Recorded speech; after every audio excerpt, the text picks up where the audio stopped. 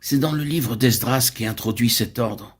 La première action dans l'ordre des choses se rapporte au rétablissement de l'autel, du grand autel, sur ses fondements, et ils établirent l'autel sur son emplacement. Esdras 3.3.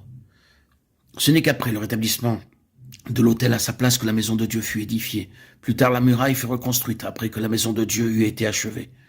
Ce sont là les trois faces de l'ordre divin.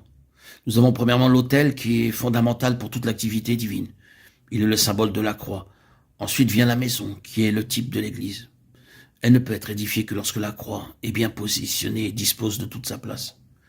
Il est important que nous percevions l'aspect de ces choses en même temps que leur ordre. La maison est présentée dans le sens que Dieu lui donne quant à ce qu'elle représente pour Dieu et pour ce qu'elle est en elle-même. Nous avons ensuite la muraille, qui est le témoignage du point de vue de l'homme à l'égard du monde. C'est ainsi que nous est présenté l'ordre et l'aspect des choses.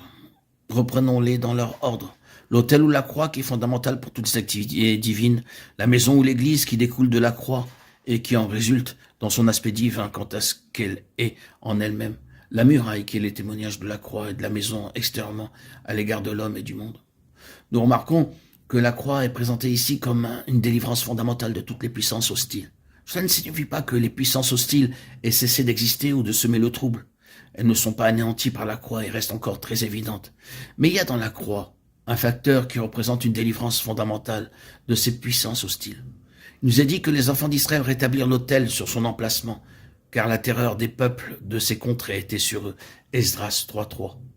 C'est la crainte qu'ils avaient de ces peuples qui les poussa à s'engager dans cette action. Autrement dit, cela signifie et implique que la croix ou l'autel représentait la base de leur sécurité, de leur salut et de leur délivrance à l'égard des peuples hostiles qui les entouraient. La croix est un élément fondamental pour la délivrance. Les puissances ne cesseront pas de nous troubler, l'antagonisme de l'ennemi ne sera pas réduit à néant, et nous pourrons subir beaucoup d'attaques, de coups et d'assauts, mais il se trouve dans la croix cet aspect fondamental qui nous parle de sécurité, de salut, de délivrance. Par la croix, dit l'apôtre, le Seigneur a triomphé. Il a dépouillé les principautés et les autorités.